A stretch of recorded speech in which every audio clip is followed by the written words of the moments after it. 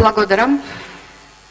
Почитувана колешке Ременски, се потрудивте да ја на некој начин релативизирате вината или непопуларните чекори кои што беа во овој период превземени од страна на министерот Димитров, но нештото кога не се брани, само дополнително ќе ве натера да ја разобличите целата штета што е направена од страна на министерот Димитров.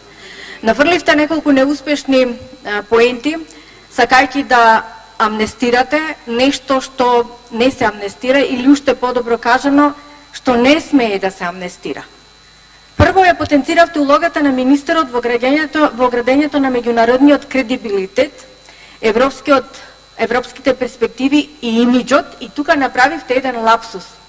Кажавте за имиджот на Република Македонија, која доколку навистина се имаше намера, волја, патриотизам, цврстав, не знам како да кажам, тогаш имиджот пред меѓународната јавност и европската перспектива ќе требаше да се гради врз основа на меѓународните права и конвенции, пред се кои што се однесуваат на заштита на уставниот поредок на секоја една земја, па вклучувајќи ја и Република Македонија.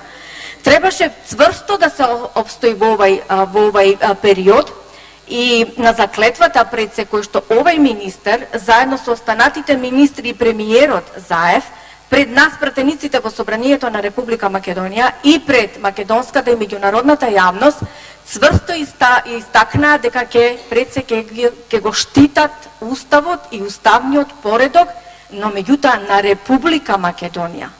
За каков имидж сега вие овде кажувате за земја која што не постои? Република Македонија не постои веќе. За оваа нова творевина, знаете како кажа вашиот лидер Зоран Заев сега веднаш после ратификацијата на договорот од страна на Грција, дека ова е почеток на нова држава, на нова земја, која што треба да гради нова историја, што значи дека имиджот за кој што вие говорите ќе треба допрва да се гради кај меѓународната јавност за земја под име Северна Македонија. Второ, се повикавте на неговата константа во континуитет, а која што кажавте дека се однесувала пак за Република Македонија. Уште една грешка, почитувана Ременски. Константата на министерот Димитров се менува онака како што се менуваат владите во Република Македонија.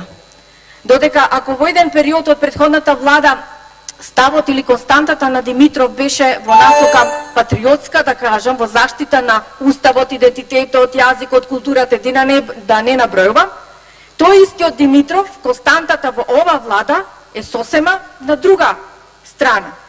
Затоа на крајот заклучокот од сето ова неодбранливо е почитувана колешке нештото кога е штетно и кога е грешно, колку и да се трудите.